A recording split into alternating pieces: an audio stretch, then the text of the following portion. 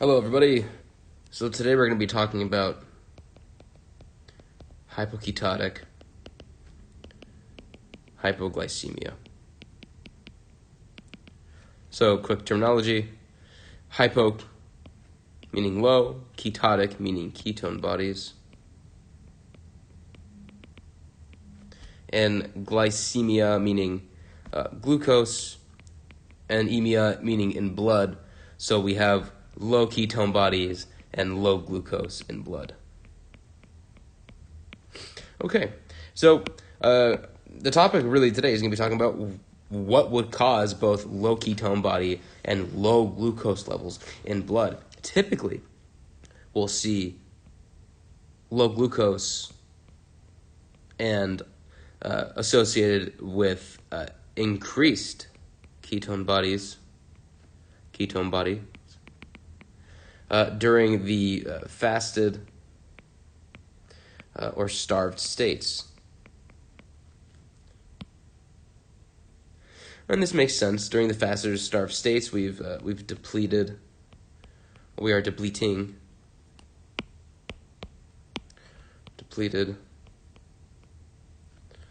glycogen equals low glucose, and we're ramping up our fatty acid beta-oxidation.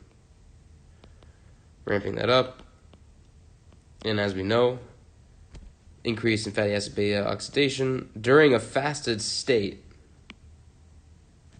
is going to result in an increased blood level of ketone bodies. We're going to do a quick review of that in a bit. So that's a typical case. During the fasted and starved state, we have low glucose but high ketone bodies. So now we're talking about a condition in which we have low ketone bodies as well as low glucose. So we have low in both cases, which is strange. So that means something has gone awry. And I think you'll be quick to notice that ketone bodies are coming from or due to beta oxidation. So there seems to be some sort of issue in the beta oxidation process, or just in fatty acid breakdown in general. So we can actually take a look at that. So we'll focus on this part, and then we'll go back to what might be causing hypoglycemia. But let's take a look. Let's see what would cause Let's see, during fasted / starving state, what would cause dysfunction of beta oxidation? Dysfunction of beta ox. Okay, well, there's going to be two conditions that I'm going to discuss, and it seems to be the two conditions that get brought up most frequently. The first one I'm going to talk about is called medium chain acyl-CoA dehydrogenase deficiency. So this is an inborn metabolic disorder. And the second case I'm also going to talk about is carnitine palmitate transferase, or palmitoyl transferase 1, or this is frequently referred to as carnitine acyl transferase. Acyl just referring to the fatty acid molecule. So CPT1 deficiency. So these are both inborn errors of metabolism. Okay, well, let's talk about MCAD deficiency, or medium chain. I'll write that out. Medium chain acyl CoA dehydrogenase. I'm actually going to abbreviate that. Dehydrogenase deficiency. Medium chain acyl CoA dehydrogenase is responsible for dehydrogenating medium chain fatty acids, or acyl CoAs, or fatty acids with a CoA attached to them, conjugated. And medium chains are generally described as anywhere from 6 to 12 carbons in length. In beta oxidation, we have 4 steps primarily. We'll have a dehydrogenase step. We have a hydrolase step, enolase.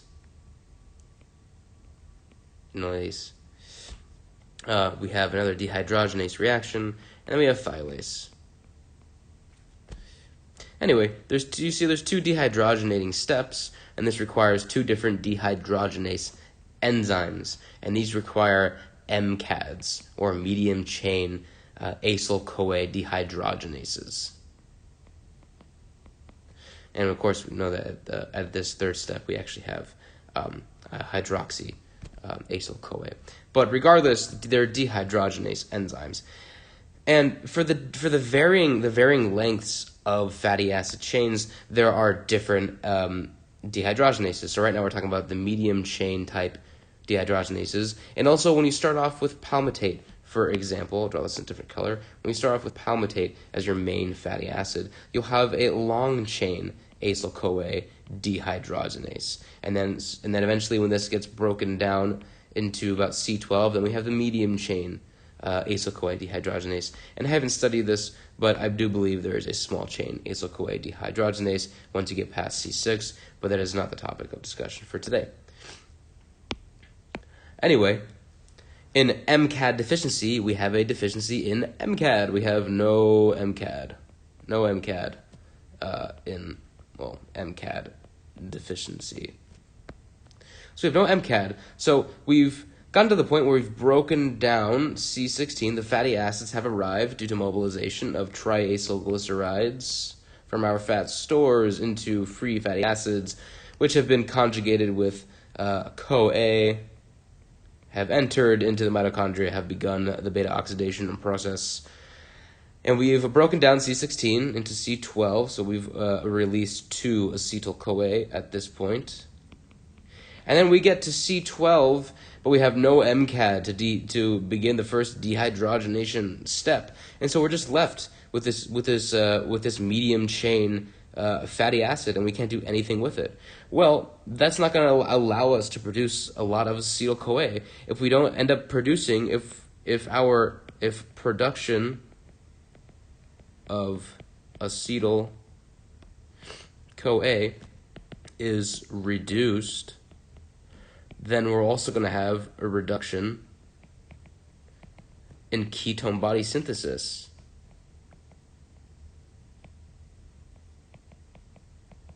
It's terribly written, but so reduction in ketone body synthesis. So if we have a reduction in acetyl-CoA, we have a reduction in ketone body synthesis, which is what is causing, at least in this case, our hypoketosis. Okay, so quick recap on this first step here, or on this first deficiency causing hypoketotic hypoglycemia. We have a starved state, or starved condition, or fasting states, fasting conditions. Fasting. So we've depleted our glycogen stores.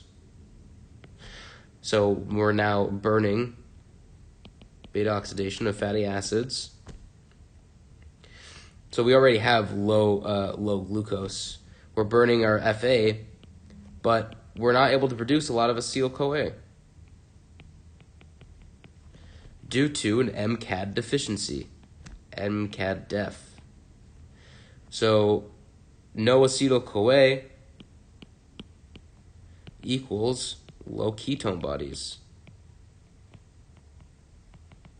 So MCAD deficiency gives you low ketone bodies, and because we're in the starved or fast state, we also have low glucose. And then in the second example is CPT deficiency, CPT1 deficiency, which, like I said before, is carnitine palmitoyl transferase.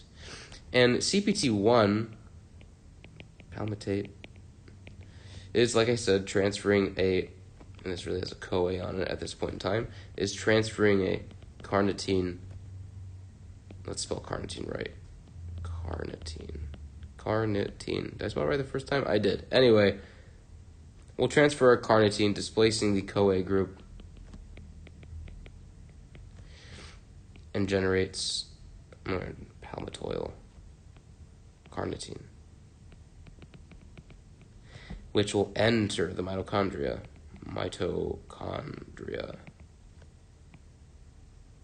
or at least through the outer membrane. But really the point is just to say that if we have a CPT1 deficiency, then we don't get fatty acid transport. Or rather, I should say, long-chain fatty acid transport. Yes, I'm aware that this is a completely botched word, and I can't spell, and my handwriting is awful. Transport. The reason I make the emphasis here is because medium-chain fatty acids, or rather, chains that are actually less than 10 carbons. I know they said medium chains are between 6 and 12, but it's been shown in studies that fatty acids less than 10 carbons, so really carbons 8 and below, can freely cross mitomembrane. And we'll get back to that in a second. But so we don't get long-chain fatty acid transport into the mitochondria, and we have a CPT1 deficiency, so then we get no beta-ox of long-chain fatty acids, which results in low ketone bodies. So that's the other reason for hypoketotic hypoglycemia. But really quickly, we'll go back to this part where I make this distinction about long-chain fatty acids and medium-chain fatty acids. One of the treatments for CPT1 deficiency is having a diet that, instead of having long-chain fatty acids, instead we supplement with medium-chain fatty acids. So if we have medium-chain fatty acids, we can still have beta-oxidation occurring. So during those fasting states, we can still have ketone body generation. So we have CPT1 deficiency, which equals inability to translocate long-chain fatty acid into mito. And the long-chain fatty acids are typically the ones that we store anyway, like palmitate. So it really is an inability to transfer fatty acids from adipose tissue into mitochondria. And MCAD deficiency, which is an inability, we'll say, to completely oxidize our fatty acids. And both of these result in low ketone level. So during the fasting state, during the fasting state in a CPT1 or MCAD deficiency, we're going to have low glucose and low ketone body formation. I hope this helps you understand how we can get hypoketotic hypoglycemia. If you have any questions, please leave them in the comments below. I can cover other topics, such as why it is exactly that we actually have a hypoglycemic state, or rather why we have ketone body formation in the first place, why when we have increased amounts of beta-oxidation, how that actually causes shutdown of the TCA cycle and shunting of acetyl-CoA into ketone body synthesis, because if that weren't the case, then, acetyl-CoA from fatty acid degradation, beta-oxidation, would just be turned into energy in the liver, which we know doesn't happen. But anyway, again, I hope this helps you understand this topic a little bit more and helps you understand the CPT1 deficiency and MCAD deficiencies. Have a good day.